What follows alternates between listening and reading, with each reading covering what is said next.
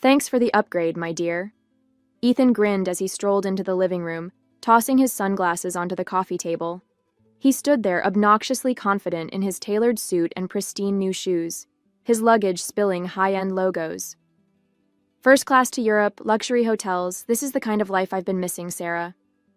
I couldn't help it. I burst out laughing. What's so funny? He snapped, frowning. Oh, Ethan, I said, shaking my head. You have no idea what you've done. My name is Sarah, and I'm 34 years old. I work in cybersecurity, and for the last 7 years, I've been married to a man who turned out to be a walking red flag disguised as charm. Ethan was always the smooth talker, the dreamer, the one who made everything sound like a brilliant plan.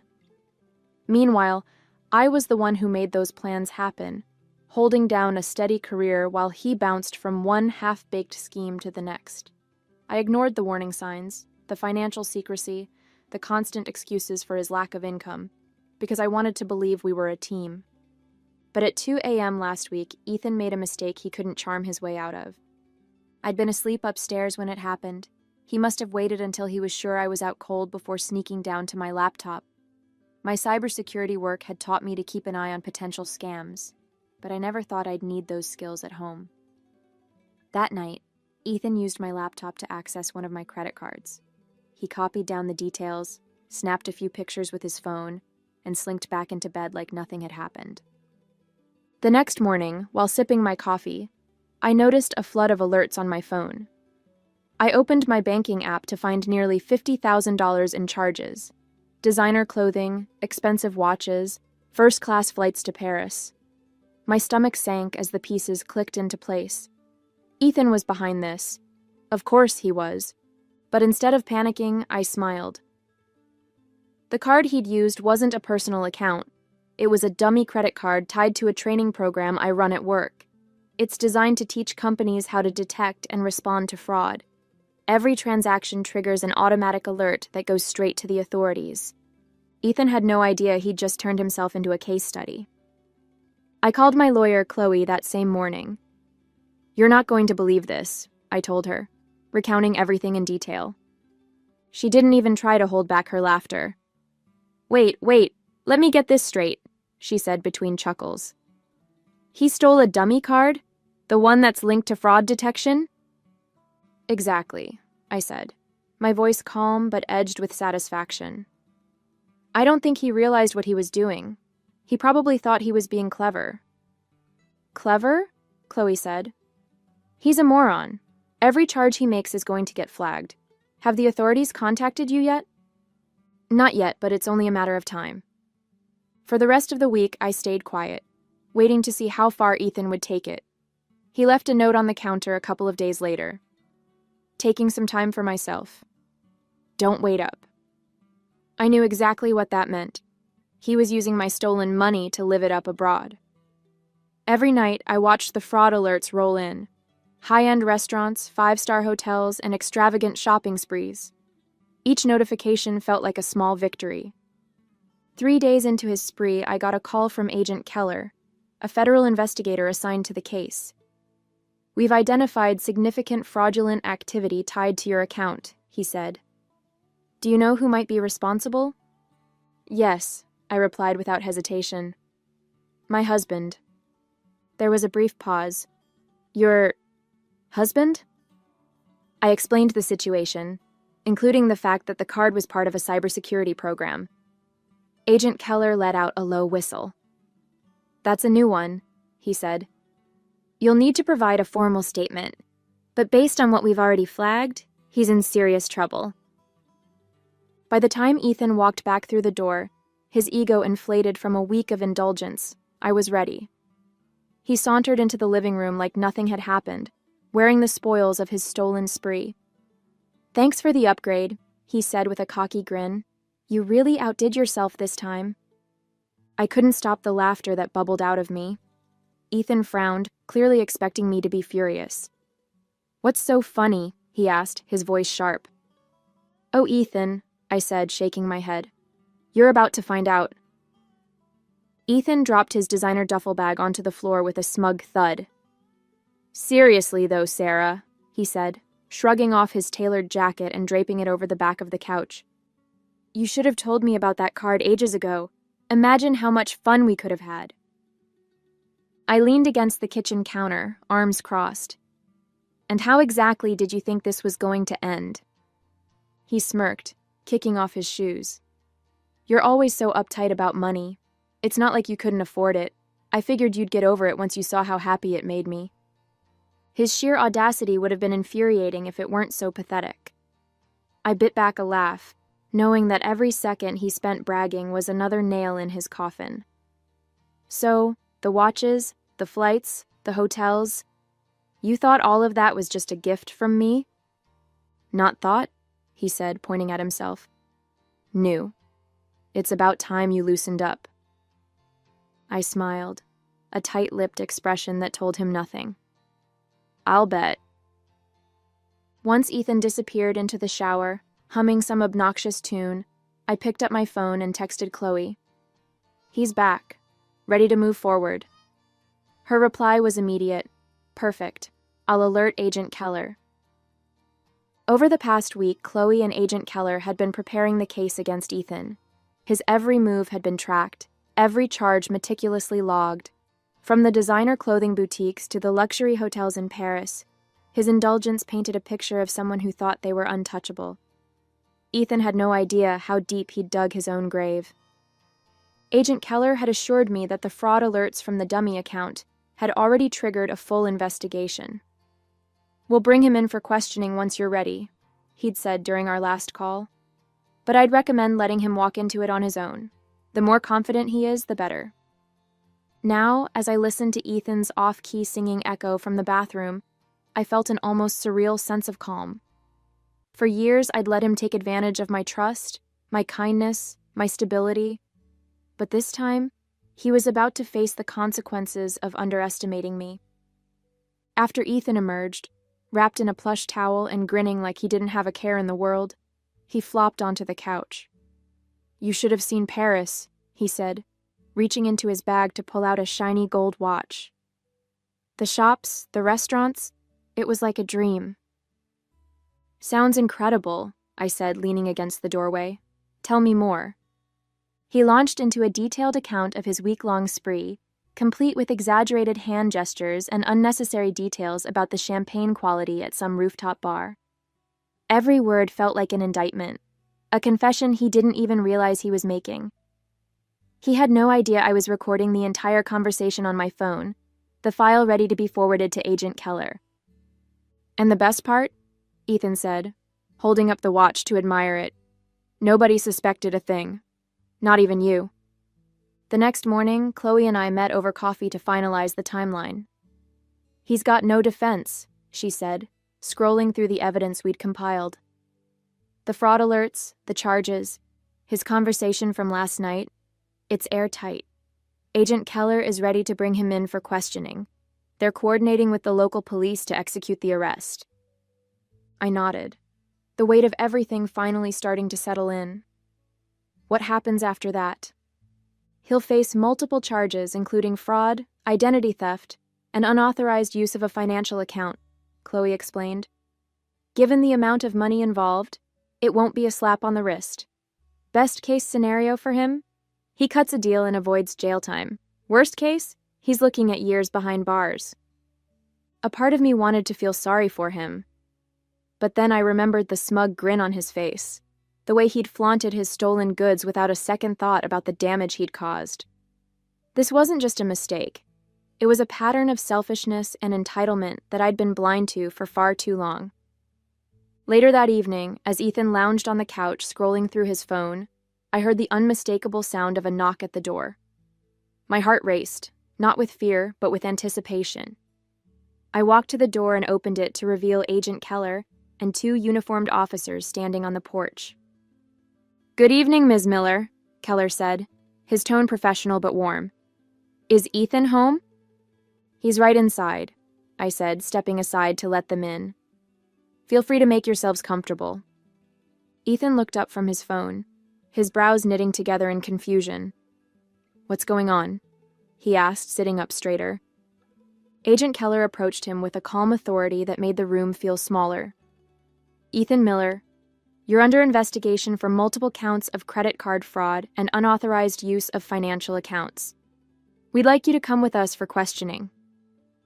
Ethan's face went pale, his confidence evaporating in an instant. What? No, this has to be a mistake, he stammered, looking to me for support. Sarah, tell them, this is crazy. I crossed my arms, tilting my head slightly. I don't know, Ethan. You've been awfully busy lately. Maybe you should explain it to them. As the officers read him his rights and led him toward the door, Ethan continued to protest. You can't do this. Sarah, this is a setup. You're my wife. Aren't you supposed to stand by me? Funny, I said, leaning against the doorway. I thought husbands weren't supposed to steal from their wives. Guess we're both learning something today. Ethan glared at me, his bravado replaced by desperation. You won't get away with this. I smiled. Oh, Ethan. I already have.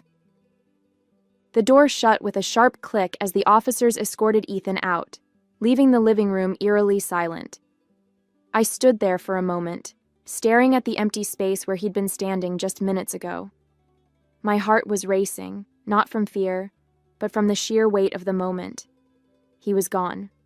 Finally, undeniably gone. But this wasn't over. Not yet. About an hour later, Chloe called. He's with Agent Keller now, she said, her voice calm but firm. They've started questioning him. From what Keller told me, Ethan is already trying to spin the story in his favor. Of course he is, I said, rolling my eyes.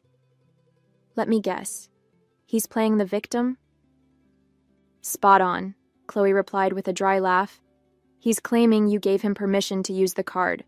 But don't worry. Between the fraud alerts, the charges, and your recording, he doesn't stand a chance. The next morning, Agent Keller called with an update. We've got everything we need, he said. Your husband, soon-to-be ex-husband, admitted to using the card, but insists he didn't know it was tied to a fraud detection program. He's trying to blame the mix-up on you. That sounds about right, I said, leaning back in my chair. What happens next? We're moving forward with the charges, Keller explained. He's facing multiple counts of fraud and unauthorized use of a financial account. Given the amount of money involved, he'll be looking at significant consequences. The buyer protection programs flagged his luxury purchases, so those are being reimbursed. You're not liable for a cent. The relief I felt was immediate and overwhelming. For days, I'd carried the weight of Ethan's actions, worried that somehow he'd managed to slip through the cracks. But now, hearing Keller's confidence, I realized the full extent of my victory. Thank you, I said, for everything. Don't thank me, Keller said. This case practically handed itself to us. You handled this brilliantly. The fallout hit Ethan harder than I expected. Word spread quickly among our mutual friends and acquaintances about his arrest, and it wasn't long before his carefully crafted image of the charming, carefree husband began to crumble. Nicole, the woman I suspected he'd been seeing, apparently dropped him the moment she heard about the charges. The designer goods he'd flaunted were confiscated, the flights he'd booked were canceled, and the banks froze his accounts. One evening, I got a call from an unfamiliar number. Against my better judgment, I answered, and sure enough, it was Ethan. Sarah, he began, his voice low and strained. I need to talk to you. I couldn't help but laugh. Ethan, the only thing you need to do is figure out how to explain yourself to the judge. Please, he said, his tone shifting to desperation. I messed up, okay? I didn't mean for it to go this far. I was just what? I interrupted, my voice cold. Just trying to steal $50,000 from me? Just hoping I wouldn't notice? Just banking on me being too blind or too forgiving to stop you? There was a long silence on the other end of the line. Finally, he muttered, I thought you loved me. I let out a sharp breath, my anger boiling over. I did, Ethan. I loved the person I thought you were. But the person who stole from me, who lied to me, who thought he could get away with it, that's not someone I could ever love. Before he could respond, I hung up. A week later, Chloe called to confirm that Ethan had accepted a plea deal. He's avoiding jail time, she explained. But he'll have to pay back every cent he tried to steal and complete community service. Plus, his credit is going to be in shambles for years. That sounds fitting, I said. He always wanted the high life. Now he gets to see how the other half lives. Chloe laughed. You're handling this way better than most people would. It's funny, I said, smiling to myself. For years, I thought Ethan was the one who held things together in our marriage. I thought his charm, his ambition, his big ideas were what kept us moving forward.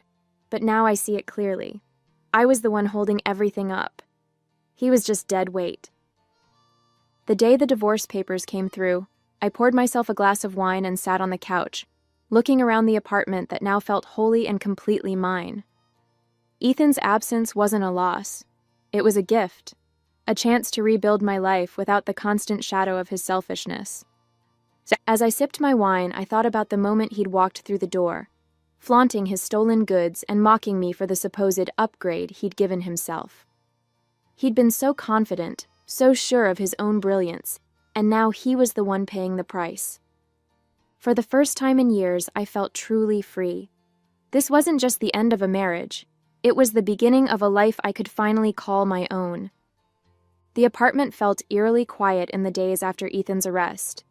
His things were gone, what little he hadn't sold or stuffed into his designer duffel bag, but the space felt lighter, almost like the weight of his betrayal had been physically lifted. For the first time in years, I could sit in my own home without feeling his shadow looming over me. Chloe stopped by one afternoon to drop off some final paperwork. "How are you holding up?" she asked, sitting on the couch with her usual no-nonsense demeanor. "Better than I thought I would," I admitted, handing her a cup of coffee. "It's strange, but I don't even feel angry anymore, just relieved." She smiled knowingly. "That's because you've already won. You didn't just survive this, Sarah. You came out stronger." Yeah. I thought about that as we went through the documents, finalizing the details of Ethan's financial restitution. It wasn't just about the money, though knowing he'd be paying back every cent was satisfying. It was about finally reclaiming my independence. For years, I'd let Ethan dictate the terms of our relationship, thinking it was easier to keep the peace. But now, I realized that peace built on compromise and silence wasn't peace at all. The official letter of divorce arrived a week later, delivered in an unassuming envelope that felt far too small to contain something so monumental. I held it for a moment, letting the weight of it sink in, before tearing it open. My eyes scanned the lines of legal jargon until I found the words that mattered most. Finalized and irrevocable. I sat down at the kitchen table, the letter in my hands, and allowed myself a rare moment of reflection.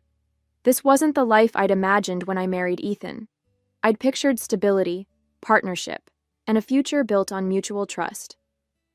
But now, as I looked around the home I'd rebuilt for myself, I realized I had something better.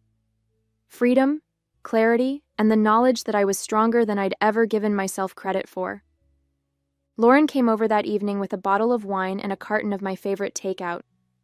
"To new beginnings," she said, raising her glass, "and to the absolute dumpster fire you just walked away from." I laughed, clinking my glass against hers. "To never settling for less than I deserve." Over the next few weeks, I started to piece together what my new life would look like. I redecorated the apartment, adding splashes of color and personal touches that felt like me. I finally took the solo vacation I'd been dreaming about for years, exploring the coast and soaking in the kind of peace that only comes from leaving everything behind for a little while. Ethan tried to reach out a few more times, through mutual acquaintances, vague apologies over email, even a laughably tone-deaf letter claiming he'd changed. But I didn't respond. There was nothing left to say. He'd made his choices, and I'd made mine. Every now and then I'd hear updates about his life through the grapevine. He was struggling to find work, his reputation tarnished by the fraud charges. He'd moved back in with his parents, apparently still clinging to the belief that he could talk his way out of anything. I didn't feel sorry for him. If anything, I felt relief. He wasn't my problem anymore. A month after everything had been finalized, I stood by the window of my apartment, sipping my morning coffee and watching the city come to life below. The sunlight poured into the living room, highlighting the fresh coat of paint I'd picked out, my favorite shade of blue. The space no longer felt like a battleground. It felt like home. It was peaceful, mine, and filled with possibilities. I thought about the journey that had brought me here. For years, I'd believed in the promise of marriage, in the idea of building a life with Ethan. I'd ignored the little voice inside me that whispered something was off, that warned me his charm was a mask for selfishness. But now, I understood something important. Walking away wasn't failure. It was strength. Lauren and I met for brunch that weekend, a new ritual we'd started since Ethan's exit. Over mimosas and waffles, she asked, "So, what's next for you?" I smiled, feeling a mix of excitement and calm that had eluded me for so long. Honestly, I'm just focusing on myself for now. Work's going great, and I've been thinking about taking a longer vacation, maybe somewhere quiet, near the mountains. She raised her glass. "That's what I like to hear. You deserve it." For the first time in years, I felt like I was making decisions purely for me. No compromises, no second guessing, just the freedom to live on my own terms.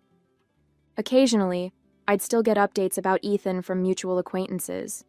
He was struggling to rebuild his life, moving from one low-paying job to the next, while trying to pay back the money he owed. The designer suits and luxury trips were long gone, replaced by a harsh reality he wasn't prepared for. I didn't dwell on it. He'd made his choices, and I'd made mine. The last time I heard from him was through an email, a long, rambling apology that seemed more self-pitying than sincere. I read the first few lines before deleting it without a reply. I didn't need closure from him. I'd already found it in myself. One evening, I sat on the balcony with a glass of wine, reflecting on everything I'd been through. The betrayal, the heartbreak, the fight to reclaim what was mine. It had all led to this moment. And while it hadn't been easy, it had been worth it. I no longer felt angry or bitter about what had happened. If anything, I felt grateful. Ethan's betrayal had forced me to confront my own strength, to stop compromising and start prioritizing myself. I'd learned to trust my instincts, to value my independence, and to never again let someone else take the reins of my life. As the city lights flickered in the distance, I raised my glass to the night sky. "Here's to me," I said quietly. "Here's to starting over." And with that, I closed the chapter on Ethan for good, ready to embrace whatever came next.